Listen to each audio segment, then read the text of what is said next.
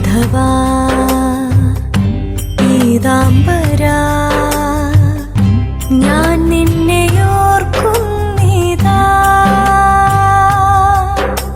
ഹേ മാധവ മധുമാസ ചന്ദ്ര നോവും ഹൃദയം അറിയുന്നില്ലേ. വേനൽ കനവിൽ പെയ്യുന്നില്ലേ. ഹേ മാധവ മധുമാസ ചന്ദ്ര നോവും ഹൃദയം അറിയുന്നില്ലേ.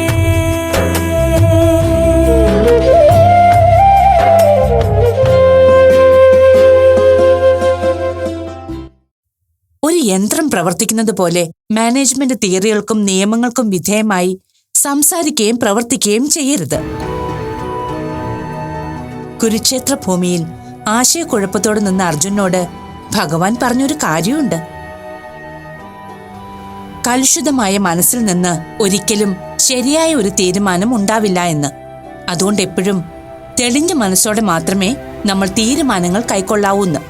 അതെ, ഭഗവാൻ തന്നെ തീരുമാനങ്ങൾ എടുക്കുമ്പോൾ മുഖം നോക്കരുതെന്നും മുന്നിൽ നിൽക്കുന്നത് ആരാണെന്ന് നോക്കാതെ യുദ്ധം ചെയ്യണമെന്നും പറഞ്ഞിട്ടില്ല ആന്റി. ഇതൊക്കെ ആന്റി തന്നെയാണ് എന്നെ പഠിപ്പിച്ചത്. ശരിയാണ്, പക്ഷെ സ്വന്തം കാര്യം ചെയ്യാൻ മുഖം നോക്കേണ്ട കാര്യമില്ലെന്നാ ആ പറഞ്ഞതിന്റെ അർത്ഥം.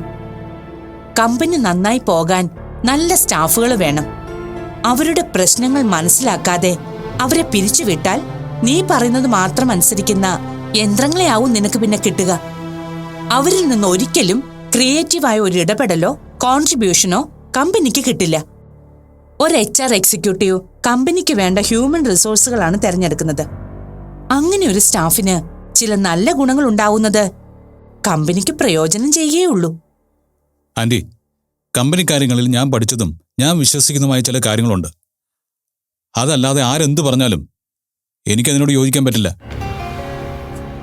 മനഃപൂർവ്വം അല്ലെങ്കിലും എന്റെ മനസ്സ് അതിനെ എതിർത്തുകൊണ്ടേയിരിക്കും. അത് നിന്റെ മനസ്സിൽ മുൻവിധികൾ ഉള്ളതുകൊണ്ടാണ്. അനുഭവം കൊണ്ടേ അതിന് മാറ്റം വരൂ. അപ്പൊ ഇനി ഞാനൊന്നും പറഞ്ഞിട്ട് കാര്യമില്ല. നീ തന്നെ ആലോചിച്ചൊരു തീരുമാനം എടുക്ക്. കഴിവതും സംഘർഷങ്ങൾ ഒഴിവാക്കി തെളിഞ്ഞ മനസ്സോടെ ചിന്തിച്ച് തീരുമാനം എടുക്കാൻ ശ്രമിക്കണം.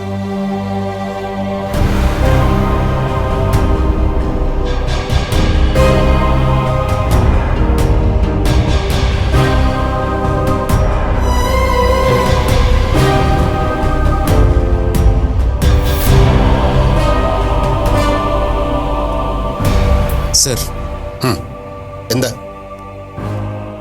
ആ വിഗ്രഹമോഷണ കേസിലെ ഫയലായത്.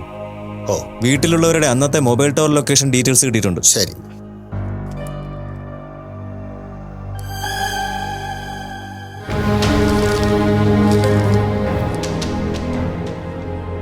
സർ,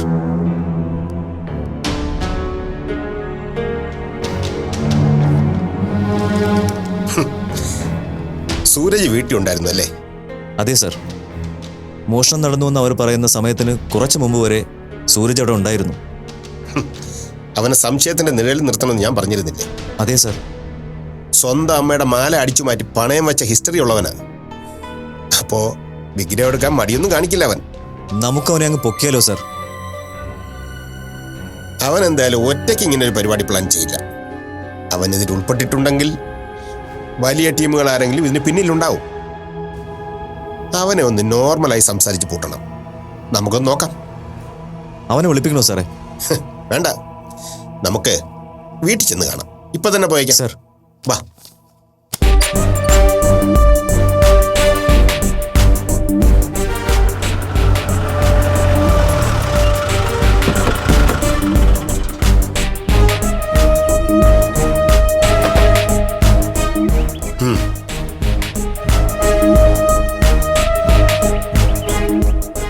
ബെല്ലടിക്കും.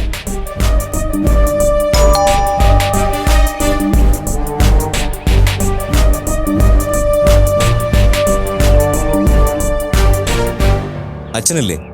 അച്ഛൻ പുറത്തു പോയിരിക്കാം. തന്റെ ബ്രദർ സൂരജ് ഇല്ലേ ഇവിടെ? ഇല്ല സർ, സൂരജ് പുറത്തു പോയിരിക്കാം. അപ്പൊ അമ്മയും പുറത്തു പോയോ? ഇല്ല, അമ്മ കാല് വയ്യാതെ കിടക്ക. സൂരജ് ഇപ്പൊ എവിടെ ഉണ്ടാവും? അതറിയില്ല. എന്നാലും കൂട്ടുകാരുടെ കൂടെ ആയിരിക്കാനാ സാധ്യത. എന്താ സർ, എന്തെങ്കിലും കുഴപ്പമുണ്ടോ? ഞങ്ങൾക്ക് സൂരജിനെ കണ്ട് 1-2 കാര്യങ്ങൾ ചോദിക്കാനുണ്ട്. സൂരജ് വരുമ്പോ സ്റ്റേഷനിലേക്ക് വരാൻ പറഞ്ഞാൽ മതിയോ? വേണ്ട, ഞങ്ങൾ സൂരജിനെ കണ്ടോളാം. വിഗ്രഹത്തിന്റെ വിവരം എന്തെങ്കിലും അറിഞ്ഞോ സർ? അന്വേഷണത്തിലാണ്. കൃത്യമായ വിവരമൊന്നും കിട്ടാതെ ഇപ്പൊ ഒന്നും പറയാൻ പറ്റില്ല. ആരാ എടുത്തതെന്നോ എങ്ങോട്ടാണ് കൊണ്ടുപോയതെന്നോ എന്തെങ്കിലും ഒന്ന് അറിഞ്ഞിരുന്നെങ്കിൽ. അറിഞ്ഞിരുന്നെങ്കിൽ എന്ത് ചെയ്യാനാ? അല്ല, അത് ഒന്നും അറിയാതിരിക്കുമ്പോഴുള്ള ടെൻഷൻ കൊണ്ട് ചോദിച്ചതാ സർ. ഇവിടെ ഞങ്ങൾക്കത് വെറും ഒരു വിഗ്രഹം മാത്രമല്ല, ഞങ്ങളുടെ കുടുംബദേവതയാ. അത്രയ്ക്ക് പ്രധാനപ്പെട്ട ഒന്നാണോ നിങ്ങൾ ഒരു കെയറും കൊടുക്കാതെ വെറുതെ മുറിയിൽ സൂക്ഷിച്ചിരുന്നത്? അത് ഞങ്ങൾ പൂജിച്ചിരുന്നല്ലേ സർ. കള്ളന്മാര് വന്ന് അത് എടുത്തുകൊണ്ട് പോകുന്നത് ഞങ്ങൾ എങ്ങനെ അറിയാനാ? അങ്ങനെ എന്തെങ്കിലും ഒരു ധാരണ ഉണ്ടായിരുന്നെങ്കിൽ ഒരിക്കലും ഞങ്ങൾ അങ്ങനെ ചെയ്യില്ലായിരുന്നു. ഇനി അതൊന്നും പറഞ്ഞിട്ട് കാര്യമില്ല. മുതല് കള്ളം കൊണ്ടുപോയില്ലേ? ആട്ടെ, ഈ വിഗ്രഹം അമ്മയുടെ കുടുംബക്ഷേത്രത്തിലെ പ്രതിഷ്ഠയായിരുന്നു എന്നല്ലേ പറഞ്ഞത്? അതെ. അത് കടലിൽ നിന്നും തിരിച്ചു കിട്ടി അറിഞ്ഞിട്ട് ബന്ധുക്കളൊന്നും അവകാശം പറഞ്ഞു വന്നില്ലേ? പണ്ട് വിഗ്രഹം നഷ്ടപ്പെട്ടതിന് ശേഷം തറവാട്ടിലെ എല്ലാവരും പല വഴിക്ക് പിരിഞ്ഞു. എന്റെ മുത്തശ്ശിയുടെ മുത്തശ്ശനായിരുന്നു ആ സമയത്ത് തറവാട്ടിലെ കാരണവര്. മുത്തശ്ശൻ മരിച്ചതോടെ തറവാട് വിറ്റുന്നാ മുത്തശ്ശി പറഞ്ഞത്. അന്ന് തറവാട്ടിലുണ്ടായിരുന്ന ആരുമായിട്ടും അധികം കോണ്ടാക്ട് ഒന്നുമില്ല. പിന്നെ സോഷ്യൽ മീഡിയയിലൂടെ അമ്മാവന്റെ മകന് ആരെയൊക്കെ അറിയാമെന്ന് തോന്നുന്നു. ഓ, അപ്പോ വിഗ്രഹം ഇവിടെ ഉണ്ടായിരുന്ന കാര്യം നിങ്ങളെ ബന്ധുക്കൾക്ക്, അതായത് വിഗ്രഹത്തിന്റെ മറ്റ് അവകാശികൾക്ക് അറിയില്ലായിരുന്നു അല്ലേ? മുത്തശ്ശിക്കും അമ്മാവനും അറിയായിരുന്നു. ഈ അമ്മാവനെന്ന് പറയുന്നത് മനോജ്, കോൺട്രാക്ടറാണ്. Okay okay. ഈ വിഗ്രഹം ഇവിടെ വെച്ച് പൂജിക്കാൻ തുടങ്ങിയിട്ട് എത്ര വർഷമായിട്ടുണ്ട്? ഒരു 15 വർഷത്തോളം ആയിട്ടുണ്ട്. ഈ കാലത്തിനിടയ്ക്ക് എന്നെങ്കിലും വിഗ്രഹം വേണമെന്ന് അമ്മാവനോ വീട്ടുകാരോ ആവശ്യപ്പെട്ടിട്ടുണ്ടോ? ഇല്ല. ഓക്കെ. അമ്മാവനും അമ്മായിക്കും എല്ലാം ഭഗവാനെ നല്ല വിശ്വാസം. വിഗ്രഹം തിരിച്ചു കിട്ടിയതിനു ശേഷം കുടുംബത്തിൽ ഐശ്വര്യം വന്നതെന്ന് അമ്മായി എപ്പോഴും പറയും. അപ്പൊ ഇവിടെയോ? ഇവിടെ അങ്ങനെ തന്നെയാണ്. ഓക്കെ. അപ്പോ വിഗ്രഹത്തിന്റെ കാര്യം എന്തെങ്കിലും അറിഞ്ഞാ ഞങ്ങളിവിടെ അറിയിച്ചോളാം. ശരി സർ. പകലിങ്ങനെ ഡോറ് തുറന്ന് അകത്തിരിക്കുമ്പോൾ വാതിൽക്കൊരു ശ്രദ്ധ വേണം. കള്ളന്മാര് പകലും ഉണ്ടെന്ന് ഇപ്പൊ അനുഭവമായതല്ലേ? ശ്രദ്ധിച്ചോളാം സർ. ശരി. പടോ സർ. പോവാം.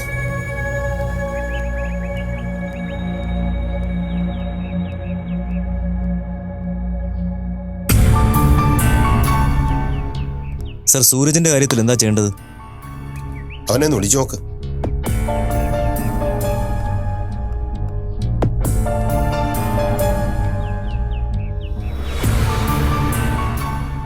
കോൾ എടുക്കുന്നില്ല സർ.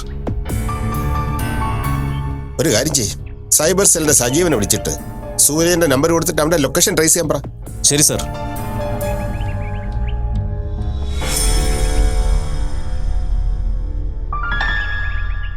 സജീവൻ സാറേ, ഞാനൊരു നമ്പർ അയച്ചിട്ടുണ്ട്. അതിന്റെ ലൊക്കേഷൻ നോക്കി തരണേ. ശരി, ഓക്കെ.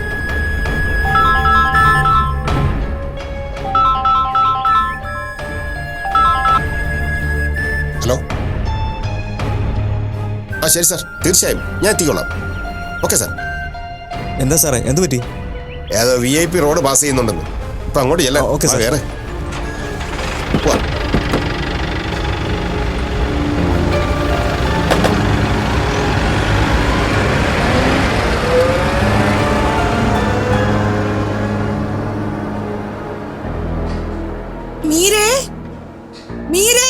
വരുന്നു മീനമ്മേ.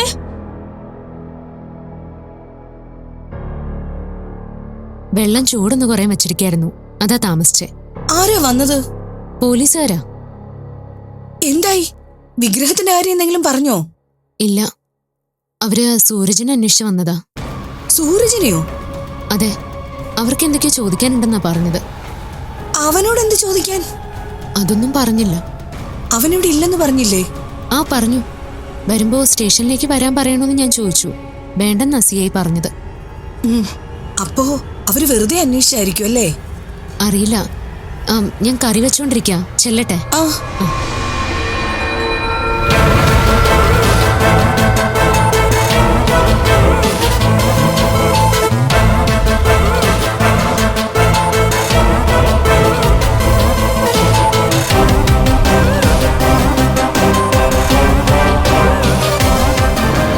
ഹലോ മോനെ, നീ ഇതെവിടെയാ?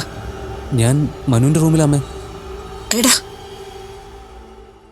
നിന്നെ അന്വേഷിച്ച് പോലീസുകാർ ഇവിടെ വന്നിരുന്നു. പോലീസോ? മീര അവരോട് സംസാരിച്ചത്. നീ ഇവിടെ ഇല്ലെന്ന് അവള് പറഞ്ഞു വിട്ടിട്ടുണ്ട്. എങ്കിലും അവര് നിന്നെ അന്വേഷിച്ച് വരാൻ സാധ്യതയുണ്ട്. നീ സൂക്ഷിക്കണം. ശരിയമ്മേ, ഞങ്ങൾ സൂക്ഷിച്ചോളാം. പിന്നെ പരിചയമില്ലാത്ത നമ്പറിൽ നിന്ന് ആര് വിളിച്ചാലും കോൾ എടുക്കണ്ട. ഇല്ല, എടുക്കില്ല. കുറച്ചു മുമ്പ് ഒരു കോൾ വന്നിരുന്നു. പോലീസുകാർ വിളിച്ചതായിരിക്കും. ആണോ? ആയിരിക്കും. സൂക്ഷിക്കണേ. ആ.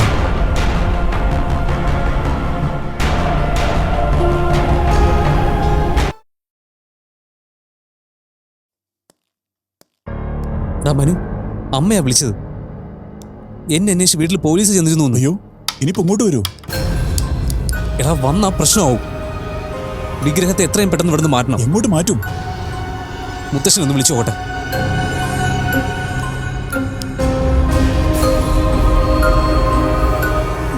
ഹലോ മുത്തശ്ശ, എവിടെയാ? ആണോ? ഇപ്പോ ഇങ്ങോട്ട് വരാൻ പറ്റുമോ? എപ്പോ വരും? രാത്രിയോ? അതിനു മുമ്പ് പറ്റില്ലേ? ശരി. എടാ, മുത്തശ്ശൻ ഇവിടെ ഇല്ല. ഏതോ കടക്കാരുടെ കൂടെ ലോഡ് എടുക്കാൻ പോയതാ. രാത്രി വരുമെന്നു. ഇനിയിപ്പോ ദാസേട്ടനെ വിളിച്ചു നോക്കിയാലോ? വിളിക്ക്.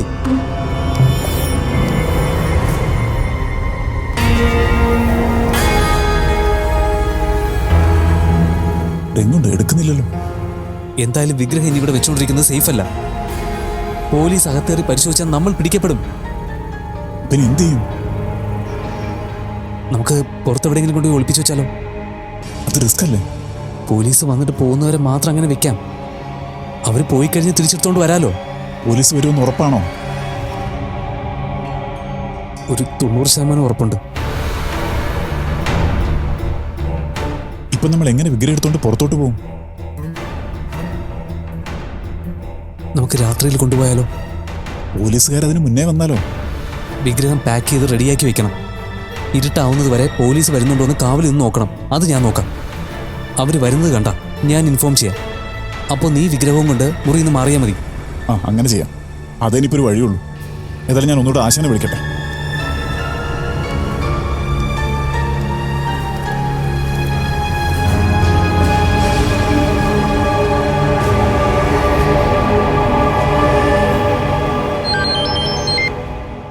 ഹലോ. ഹലോ മീര, താൻ ലീവ് എടുത്ത കാര്യം പറഞ്ഞ് MD സാർ അല്പം ദേഷ്യത്തിൽ സംസാരിച്ചു. ആണോ? എൻ്റെ ഒരു അവസ്ഥ അങ്ങനെ ആയതുകൊണ്ടാ ഞാൻ ലീവ് എടുത്തേ. അതെനിക്ക് മനസ്സിലാവും. ഒരു കാര്യമില്ലാതെ ആരും ലീവ് എടുക്കില്ലല്ലോ. അമ്മയ്ക്ക് വയ്യാണ്ടിരിക്കാം. പിന്നെ ഞാനും കുറച്ച് മാനസിക പ്രശ്നത്തിലാ. നേരത്തെ ഞാൻ വിളിച്ചപ്പോൾ പറഞ്ഞിരുന്നല്ലോ. അതെ. ഞാൻ പിന്നെ ഈ അവസ്ഥയിൽ ജോലിക്ക് വന്നിട്ടും പ്രത്യേകിച്ച് കാര്യമൊന്നുമില്ല. പിന്നെ എൻ്റെ ഈ ടെൻഷൻ കൊണ്ട് ഞാൻ ചെയ്യുന്ന കാര്യങ്ങളിൽ എന്തെങ്കിലും തെറ്റിപ്പോവോ മറ്റോ ചെയ്താൽ അതും കമ്പനിയെ ബാധിക്കും. എല്ലാം കൂടി നോക്കുമ്പോൾ ലീവ് എടുക്കുന്ന നല്ലതെന്ന് തോന്നി. തൻ്റെ അവസ്ഥ എനിക്ക് മനസ്സിലായി. എങ്കിലും പറ്റുമെങ്കിലും ഓഫീസിൽ വന്ന് കാര്യങ്ങൾ നേരിട്ട് സംസാരിക്കാൻ പറ്റുമെന്ന് നോക്ക്. ശരി, ഞാൻ നോക്കട്ടെ. ഓക്കെ മീര.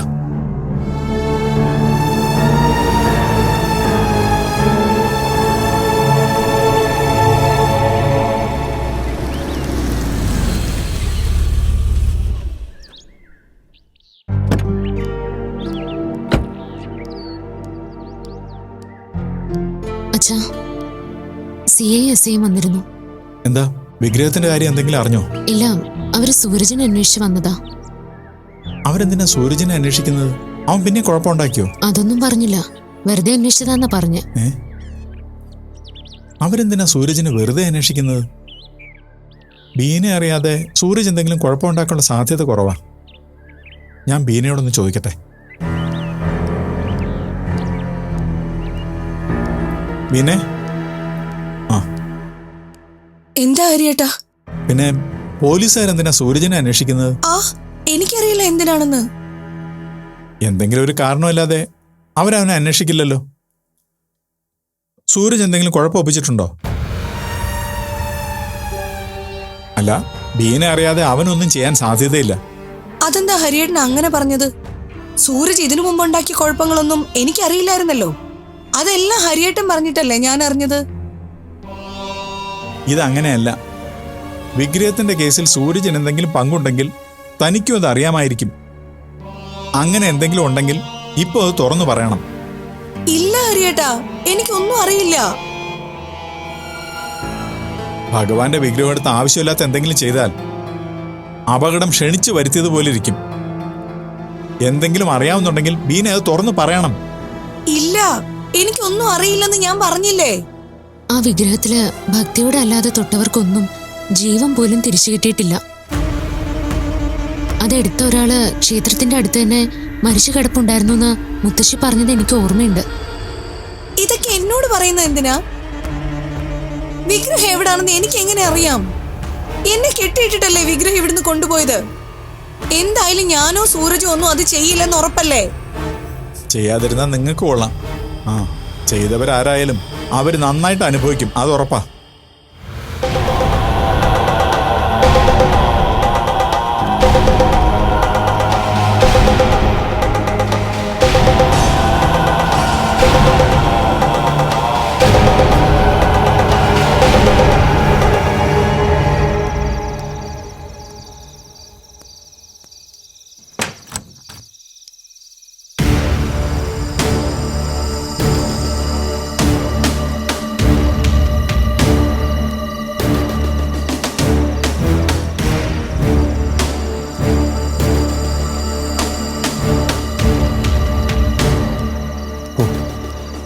ചോദിക്കുന്ന ഞാൻ കരുതിയത്.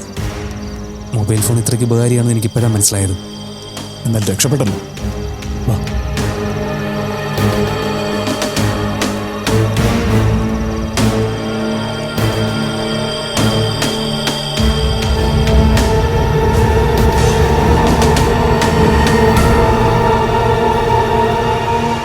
സൂരജ്, ഇത്രയും സമയം കഴിഞ്ഞ സ്ഥിതിക്ക് പോലീസുകാർ ഇനി വരുമോ?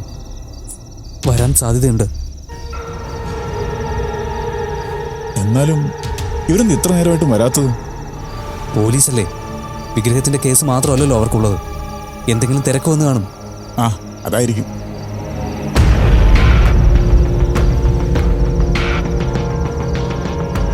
ഇത് എവിടെ വെക്കും മനു? അവിടെ വെക്കാം. എന്നിട്ട് എന്തെങ്കിലും എടുത്ത് മൂടി വെക്കാം. ഇവിടെ ആരും അധികം വരാറില്ലല്ലോ.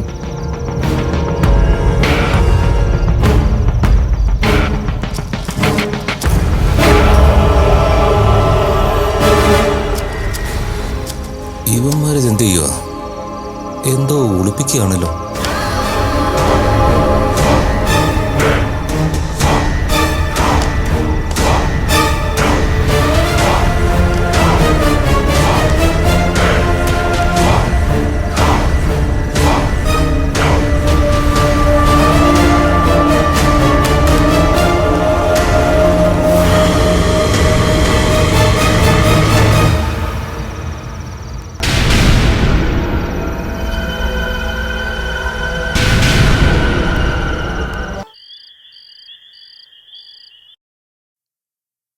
മോളെ, മോളിരിക്കേ. ഞാൻ സൂരജിനെ 1-2 പ്രാവശ്യം വിളിച്ചു നോക്കി, പക്ഷെ അവൻ ഫോൺ എടുത്തില്ല. സൂരജ് എന്തെങ്കിലും തിരക്കിലായിരിക്കും അച്ഛാ. എന്ത് തിരക്കാണെങ്കിലും ഫോൺ എടുത്ത് കാര്യം പറയാലോ. അല്ലെങ്കിൽ മിസ് കോൾ കാണുമ്പോൾ തിരിച്ചു വിളിച്ച് കാര്യമെങ്കിലും അന്വേഷിക്കാലോ. ഇതൊന്നും ചെയ്യാതിരുന്ന എന്തോ കള്ളത്തരമുള്ളതുകൊണ്ടാ. സൂരജിന്റെ പെരുമാറ്റത്തിൽ എനിക്ക് സംശയമുണ്ട്. വിഗ്രഹം നഷ്ടപ്പെട്ടതിൽ അവൻ എന്തെങ്കിലും പങ്കുണ്ടെന്ന് പോലീസ് കണ്ടുപിടിച്ചാൽ അതിൽ ഒരു അത്ഭുതവും തോന്നേണ്ട കാര്യമില്ല. അങ്ങനെ സംഭവിച്ചാൽ പിന്നെ സൂരജിന് ഈ വീട്ടിൽ സ്ഥാനം ഉണ്ടാവില്ല. മുമ്പ് ബീനയുടെ മാല കാണാതെ പോയ സംഭവത്തിൽ അത് സൂരജ് എടുത്തതായിരിക്കുമെന്ന് ഞാൻ ഉറപ്പിച്ച് പറഞ്ഞതാ. അവസാനം അത് സത്യമായി. അച്ഛൻ പറഞ്ഞത് ശരിയാ, പക്ഷേ ഇക്കാര്യത്തിൽ സൂരജ് അങ്ങനെ ചെയ്യൂ അച്ഛാ? വിഗ്രഹത്തെക്കുറിച്ചും അതിന്റെ പാരമ്പര്യത്തെക്കുറിച്ചും എല്ലാം സൂരജിന് അറിയാമെന്നല്ലേ? അങ്ങനെ ഭഗവാനെ മോഷ്ടിക്കാനും മാത്രമുള്ള ധൈര്യം സൂരജിനുണ്ടാവുമോ? മോളെ, ഈശ്വര വിശ്വാസം ഉണ്ടെങ്കിലേ ദൈവഭയം മനസ്സിലുണ്ടാകൂ. സൂരജിന് അങ്ങനെയൊന്നും ഉള്ളതായി എനിക്ക് തോന്നിയിട്ടില്ല. ഭഗവാൻ എല്ലാവരും ഒരുപോലെ അച്ഛാ. വിശ്വാസം ഉണ്ടെങ്കിലും ഇല്ലെങ്കിലും ഓരോരുത്തരും ചെയ്യുന്നതിന്റെ ഫലം ഓരോരുത്തരും തന്നെ അനുഭവിക്കേണ്ടി വരും. അച്ഛൻ പറഞ്ഞതുപോലെ ഒരു തെറ്റ് സൂരജ് ചെയ്തിട്ടുണ്ടെങ്കിൽ അതിനുള്ള ശിക്ഷ ഭഗവാൻ സൂരജിന് ഉറപ്പായിട്ടും കൊടുത്തിരിക്കും. അത് സംഭവിക്കുന്നുള്ള കാര്യത്തിൽ സംശയമില്ല. എന്നാലും സൂരജ് അങ്ങനെ ചെയ്തിട്ടുണ്ടെങ്കിൽ എനിക്കിനി അവനോട് ഒരിക്കലും ക്ഷമിക്കാൻ പറ്റില്ല.